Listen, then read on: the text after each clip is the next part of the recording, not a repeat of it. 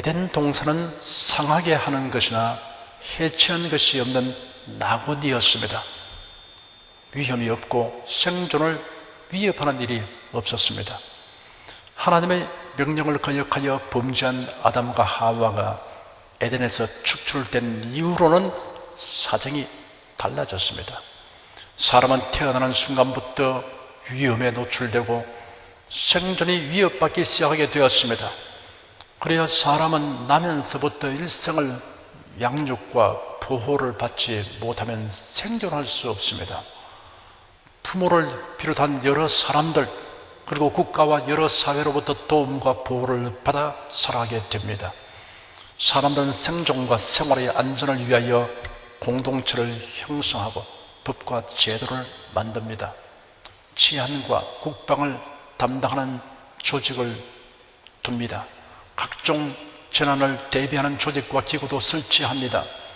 하지만 사람이 대비하고 만드는 것으로는 충분하지 않습니다. 인간의 힘과 지혜로는 대처할 수 없고 해결할 수 없는 상황과 문제들이 많이 있습니다. 이러한 인생들에게 성경은 복되고 기쁜 소식을 제공하고 있습니다. 하나님의 도우심을 입는 길에 대한 소식입니다. 오늘의 본문이 그러한 희소식입니다. 본문의 1절에는 지존자의 은밀한 곳에 거하는 자는 전능하신 자의 그늘 아래 거하리로다 하였습니다. 지존이란 가장 높은, 더없이 존귀함이라는 뜻으로 하나님을 가리켜 지존자라고 부릅니다. 하나님은 만유보다 뛰어나시고 탁월하신 분이시다 라는 것을 강조할 때 사용하는 말입니다. 은밀한 곳이란 성막의 지성소를 지칭할 때 사용되었습니다. 성전의 가장 안쪽에 있는 지성소에는 1년에 한 번 대제사장 외에는 들어갈 수 없는 곳입니다. 은밀하다는 것은 신비스러움과 비밀을 의미합니다. 지존자의 은밀한 곳에 대하여 구약성경 이사야서와 신약성경 골로새서에 게시된 말씀을 살펴보겠습니다. 구약성경 이사야서 9장 6절에 이는 한 아기가 우리에게 낳고 한 아들을 우리에게 주신 바 되었는데 그 어깨는 정사를 메었고 그 이름은 기묘자라 모사라 전능하신 하나님이라 영존하신 아버지라 평강의 왕이라 할 것임이라 라고 기록되어 있습니다. 이 말씀은 사람의 모양으로 세상에 오신 하나님의 독생자 예수 그리스도에 대한 예언입니다. 예수님을 기묘자라고 하였습니다. 기묘하다는 것은 기이하고 불가사의하다, 사람의 생각으로는 미루어 헤아릴 수 없이 기이하다라는 뜻입니다. 예수님은 기묘자이십니다. 누구든지 신약성경 복음서를 읽게 되면 이를 수긍하지 않을 수 없습니다. 예수의 탄생에 관계된 이야기는 기묘합니다. 동정녀 마리아의 몸에 성령으로 잉태된 사실이 그러합니다. 하나님께서 인간으로 이 세상에 오신 것은 너무나 기묘한 일입니다. 천지와 만물을 지으시고 시공을 초월하시며 영원하신 하나님께서 시간과 공간의 제한을 받는 인간의 몸을 입고 이 땅에 오신 그 기이함은 도저히 말로 표현할 수 없는 것입니다. 예수님의 생애도 기묘합니다. 혼인잔치 집에서 물로 포도주를 만들어서 풍성한 잔치가 되도록 하셨습니다. 말씀으로 병든 자들과 귀신 들린 자를 고치셨습니다. 광야에서 기적을 행하셔서 떡 5개와 물고기 2마리로 5,000명을 배불리 먹이셨습니다. 풍랑으로 인해 두려움에 사로잡힌 자들을 위해 풍랑을 명하여 잠잠케 하셨습니다. 죽은 자들을 살리셨습니다. 이 땅에서 예수님의 발자취를 더듬어 보면 우리의 입을 다물 수 없을 만큼 놀랍고 기이한 일을 많이 행하셨음을 알 수 있습니다. 예수님의 죽음도 기묘합니다. 예수님은 자신의 죽음을 여러 번 예고하였습니다. 자기가 예루살렘에 올라가 장로들과 대상들과 서기관들에게 많은 고난을 받고 죽임을 당하고 제3일에 살아나야 할 것을 제자들에게 말씀하셨습니다. 예고하신 대로 예수께서 골고다 언덕 위에서 십자가에 못 박히고 매달려 고통을 당하시다 죽으셨습니다. 정오부터 오후 3시까지 해가 빛을 잃고 온 땅에 어둠이 가득하고 성소의 휘장이 한가운데 찢어지고 땅이 진동하며 바위가 터지고 무덤들이 열리며 자던 성도가 일어나 신으로 가는 놀랍고 기이한 일이 일어났습니다. 죄가 없으신 예수께서 죄인들을 구원하기 위하여 이러한 고난을 받았으니 놀랍고 기이한 일입니다.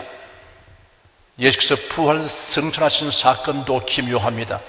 예수님이 장사된 무덤 입구는 큰 돌로 막고 임봉한 후 로마 군인들이 지키고 있었습니다. 예수님은 사흘 만에 부활하여 무덤에서 나오셨습니다. 부활하신 예수께서 40일 동안 이 땅에 계시면서 여러 사람에게 나타나셔서 살아계심을 보여주셨으며 감람산에서 500여 제자가 보는 가운데 하늘로 오르셨습니다. 예수님의 탄생과 생애와 죽음과 부활과 성천은 모두 하나님의 비밀한 일들이 예수님을 통하여 나타나게 된 것입니다. 이러므로 예수 그리스도는 성도들이 그할 수 있는 지존자의 은밀한 것입니다. 신약 성경 골로새서는 더욱 분명하게 지존자의 은밀한 곳에 대하여 해석해 주는 말씀이 있습니다. 1장 26절과 27절에 이 비밀은 만세가 만대로부터 엄으로 감추었던 것인데 이제는 그의 성도에게 나타났고 하나님이 그들로 하여금 이 비밀의 영광이 이방인 가운데 어떻게 풍성한 것을 알게 하려 하심이라. 이 비밀은 너희 안에 계신 그리스도 신이 곧 영광의 소망이니라 라고 기록되었습니다. 2장 2절에는 이는 저희로 마음의 위안을 받고 사랑 안에서 연합하여 원만한 이해의 모든 부요에 이르러 하나님의 비밀인 그리스도를 깨닫게 하려 함이라 하였습니다. 이러한 말씀들은 지존자의 비밀한 곳이 예수 그리스도라는 것을 명확하게 알려줍니다. 지존자의 은밀한 곳에 거하는 자라고 하였는데 이런 예수 그리스도를 믿고 의지하며 또한 예수를 주님으로 섬기는 사람을 의미합니다. 지존자의 은밀한 곳에 거하는 자는 전능하신 자의 그늘 아래 거하리로다 하였습니다. 그늘은 보호와 안식을 의미합니다. 국가라는 그늘이 있습니다. 국민은 국가의 그늘 아래 보호와 안식을 얻습니다. 전쟁이나 내란으로 인하여 국가의 기능이 무너지고 마비되어 버리면 국민들은 보호를 받을 수 없는 난민이 되어 버립니다. 우리 민족은 과거 일제에 나라를 강점당하고 나라를 빼앗긴 민족의 슬픔과 고통을 절실히 알게 되었습니다. 유대인들은 나치 독일의 히틀러에 의하여 수백만 명이 아우슈비츠 비르케나우 등의 수용소에 끌려가서 독가스에 의해 집단 학살당했습니다. 유대인들은 어느 나라에서도 보호를 받지 못했습니다. 유대민족이 결사도모하여 옛 조상들이 살던 팔레스틴의 나라를 세운 이유도 여기에 있습니다. 직장의 그늘이 있습니다. 우리나라는 1997년 말 밀어닥친 경제 위기로 많은 기업이 도산되고 수많은 사람들이 직장을 잃어버림으로 극심한 고통을 겪었습니다. 부모의 그늘이 있습니다. 어린 아이들에게는 부모의 그늘보다 귀중한 것이 없습니다. 가장 위대한 보호와 안식을 주는 그늘은 전능자의 그늘입니다. 전능자의 그늘은 최상의 안전을 보장하는 거처이며 영원한 안전을 보장하는 거처입니다. 지존자의 은밀한 곳이라고 지칭된 예수 그리스도 안에 거하는 자는 전능하신 자의 보호와 돌보심을 받고 최상의 안전을 보장받게 됩니다. 본문의 2절에는 내가 여호와를 가리켜 말하기를 저는 나의 피난처요 나의 요새요 나의 의뢰하는 하나님이라 하리니 라고 기록되었습니다. 지존자의 은밀한 곳에 가는 성도는 하나님과 자신의 다양한 관계를 알고 이를 입으로 시인해야 합니다. 시편 기자는 본문에서 지존하신 하나님과 자신의 관계를 언급하였습니다. 첫째, 저는 나의 피난처이시다 라고 말했습니다. 위험이 있을 때 피난처가 있으면 위기를 면할 수 있습니다. 만세 반석 열리니 라는 찬송을 작사한 어거스터스 토프레디는 하나님은 피난처가 되신다는 의미를 깊이 깨닫는 체험을 하였습니다. 둘째, 저는 나의 요셉이시다 라고 말했습니다. 난공불락의 요새들이 함락된 사례들이 역사 가운데 무수히 많습니다. 난공불락이라고 밀었던 여리고 성도 함락되었고, 사마리아 성도 함락되었으며, 예루살렘 성도 함락되었습니다. 그러나 하나님은 완전한 요새입니다. 그래도 예수 안에 있으면 사탄이 못됩니다. 지옥의 권세가 미치지 못합니다.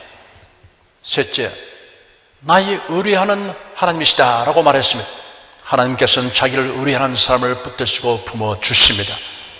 시편 기자는 말하기를, 내가 여호와를 가리켜 말하기를 저는 나의 피난처여 나의 요새여 나의 의뢰하는 하나님이라 하리니 라고 1인칭으로 말하였습니다. 한국 사람들은 우리라는 말을 나이라는 뜻으로 사용하는 습관이 있습니다.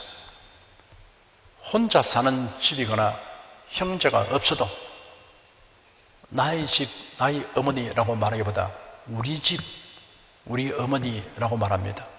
그래도 듣는 사람이 이상하게 여기지 않습니다.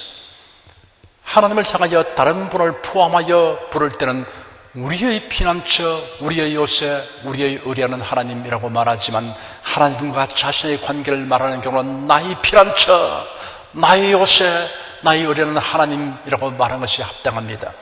하나님과 자신의 관계를 확신에 넘치는 음성으로 말하면 하나님께서 기뻐하시고 복을 더하여 주십니다.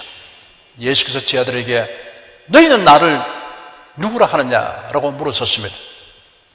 시몬 베드로가 대답하기를 주님은 그리스도시요 살아계신 하나님의 아들이십니다라고 힘차게 대답했습니다. 예수께서 베드로를 향하여 바요나 시몬아 네가 복이 있도다. 이를 네게 알게 하니는 혈육이 아니요 하늘에 계신 내 아버지시니라. 또 내가 네게 이르노니 너는 베드로라. 내가 이 반석 위에 내 교회를 세우리니 음보의 권세가 이기지 못하리라.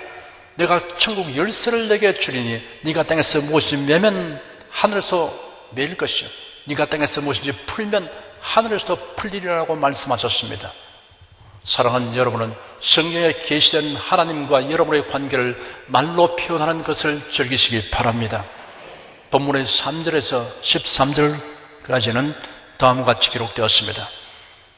이는 저가 너를 새 사냥꾼의 올무에서와 극한 연병에서 건지실 것이미로다. 저가 너를 그 깃으로 덮으시리니 네가 그 날개 아래 피하리로다.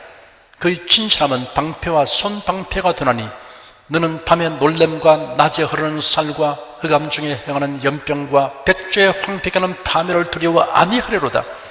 천인이 네 곁에서 만인이 네 우편에서 엎드려치나 이 재앙이 네게 가까이 못하리로다.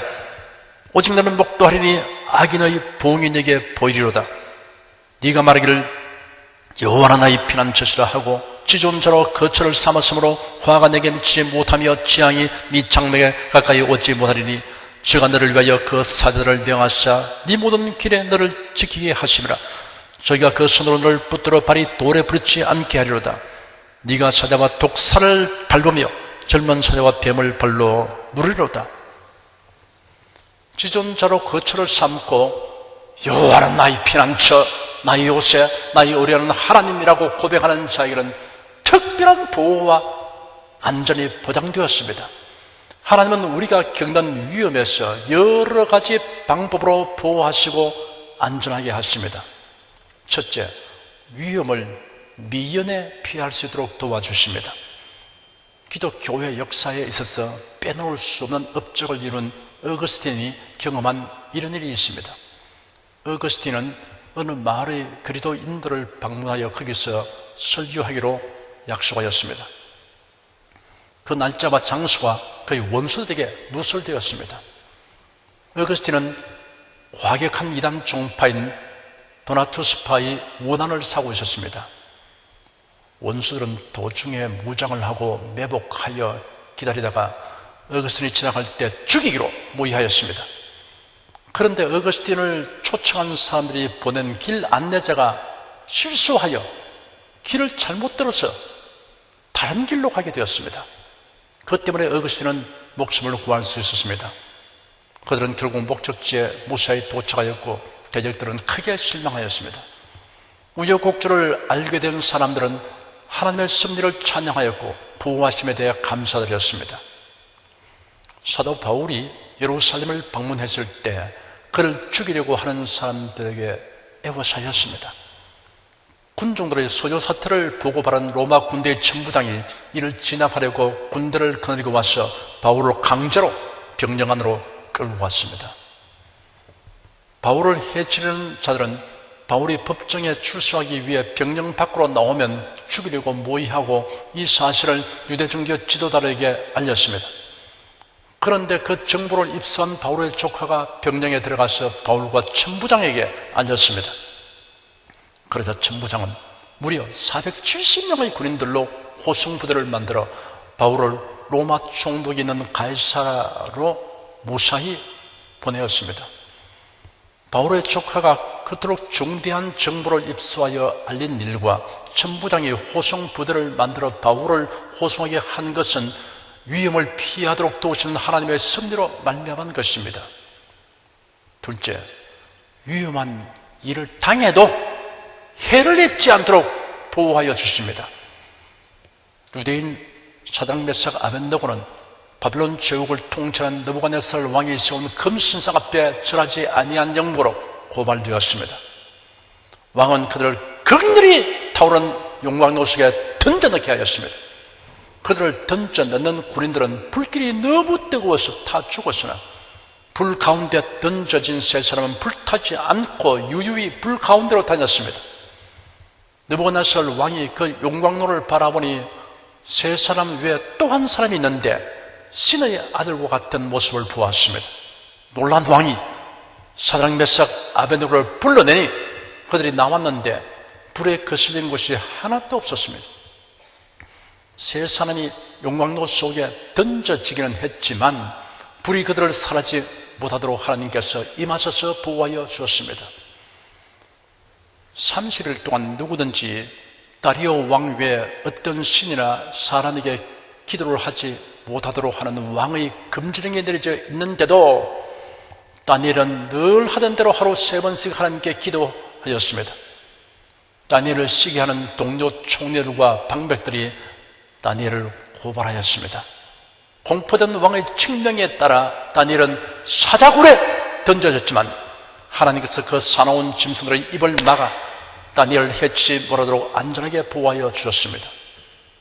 셋째, 위험과 고통과 손실의 발전을 위한 도약대가 되도록 보호하시고 도와주십니다. 요셉은 그를 시기하는 형들에 의하여 구덩이에 던져졌다가 애굽으로 팔려갔습니다. 주인의 아내에게 모함을 받아 중죄인을 가두는 감옥에 들어가게 되었습니다. 그러나 이런 과정을 통해 애굽 왕의 꿈을 해석하는 기회를 얻게 되었고 그 결과로 애굽의 총리가 되었습니다. 그의 대기근 시에 그의 아버지와 형제들의 가족을 애굽으로 초청하여 살 길을 열어 주었습니다. 하나님께서는 때로는 우리가 위험이나 고통이나 손실을 겪도록 두시지만 결과적으로는 더 나은 위치에서 사명을 수행하도록 섭리하시고 도와주십니다. 높이 설치된 발판에 올라서서 교회당 천정에 그림을 그리고 있는 화가가 발판의 끝부분에 이르게 된 것을 모르고 계속 작업하고 있었습니다. 만약 발을 조금만 옮기게 되면 추락할 위험에 처한 것을 목격한 사람이 소리쳤지만 그리는 일에 몰두하여 듣지 못하는 것을 보고 물감이 묻은 붓을 그곳에 던졌습니다. 그림은 망가졌지만 사고를 면하게 되었습니다. 하나님께서는 우리가 당하는 갖가지 곤란과 고통이 신앙의 침체와 위기를 면하게 되는 계기가 되도록 섭리하여 주십니다. 지존자의 은밀한 곳에 거하는 자는 전능하신 자의 그늘아래 거하리로다. 여러분은 지존자의 은밀한 곳 곧 예수 그리스도 안에 거하시면 아멘으로 화답하십시오. 여러분 전능하신 자의 그늘아래에 있습니다. 하나님께서 우리에게 위험을 미연에 피하게 하십니다. 위험한 일을 당해도 해를 입지 않도록 보호하여 주십니다. 위험과 고통과 손실의 발전을 위한 도약대가 되도록 섭리하여 주십니다. 여러분에게 오늘 본문이 교훈하는 지혜를 한 가지 더 말씀해 드리겠습니다. 시편 기자는 본문의 2절에 내가 여호와를 가리켜 말하기를 저는 나의 피난처요 나의 요새요 나의 의뢰하는 하나님이라 하리니 라고 말했습니다. 그리고 9절에서 13절에는 네가 말하기를 여호와는 나의 피난처시라 하고 지존자로 거처를 삼았으므로 화가 내게 미치지 못하며 재앙이 네 장막에 가까이 오지 못하리니 저가 너를 위하여 그 사자들을 명하사 네 모든 길에 너를 지키게 하시리라. 저희가 그 손으로 너를 붙들어 발이 돌에 부딪히지 않게 하리로다. 네가 사자와 독사를 밟으며 젊은 사자와 뱀을 발로 누르리로다 라고 단언하였습니다. 여러분 저를 따라 말씀하십시오. 하나님은 나의 피난처요 나의 요새요 나의 의뢰하는 하나님이십니다. 하나님은 나의 생명 나의 치료자 나를 강건케 하시는 하나님이십니다. 하나님은 나의 능력 나의 도움 나의 지혜가 되시는 하나님이십니다. 아멘. 이렇게 말하는 성도에게 주시는 응답의 메시지가 이러합니다. 네가 말하기를 여호와는 나의 피난처시라 하고 지존자로 거처를 삼았으므로 화가 네게 미치지 못하며 재앙이 네 장막에 가까이 오지 못하리니 저가 너를 위하여 그 사자들을 명하사 네 모든 길에 너를 지키게 하심이라. 저희가 그 손으로 너를 붙들어 발이 돌에 부딪히지 않게 하리로다. 네가 사자와 독사를 밟으며 젊은 사자와 뱀을 발로 누르리로다. 하나님의 도우심을 입어 사탄의 괴계와 권세도 능히 제어하고 이기게 하여 주신다는 말씀입니다. 베드로전서 5장 8절에 너희 대적 마귀가 우는 사자 같이 두루다니며 삼킬 자를 찾는다고 하였습니다. 계시록 12장 9절에는 옛 뱀 곧 마귀라고도 하고 사탄이라고도 하는 온천을 꿰는 자라 하였습니다. 우리가 이 한 가지 사실을 명심해야 합니다. 성도는 어떤 경우에도 궁극적으로는 이런 것이 없다는 사실입니다. 우리의 영혼이 보호를 받고 안전을 얻기 때문에 폐변화 파멸은 없습니다. 그리고 최상의 안전은 위험이 없는 곳이 아니라 지존자의 은밀한 곳, 곧 예수도 안에 있습니다. 사랑하는 여러분은 장차 부활되고 변화된 몸을 입은 무리 가운데서 주 하나님을 향하여 지존자의 은밀한 곳에 거하는 자를 전능하신 자의 그늘 아래 거하게 하셨나이다 라는 감사 찬송을 부르게 되시기를 축원합니다. 기도하겠습니다. 아담의 범죄 이후로 에덴에서 깨난 인생들에게는 끊임없이 위험에 봉착하게 되고 여러 가지 안전과 생명을 위협하는 일들이 닥쳐오고 있습니다. 이런 인생들에게 하나님의 복음을 주신 것을 감사합니다. 지존자의 은밀한 곳에 거할 수 있게 하신 것을 감사합니다. 예수를 믿으면 곧 전능자의 그늘 아래 있게 된 것을 감사합니다. 그래도 예수는 자를 원수망에 숨못대며 환난 풍파도 결코 해롭게 하지 못하며 음부의 권세가 이기지 못함을 감사합니다.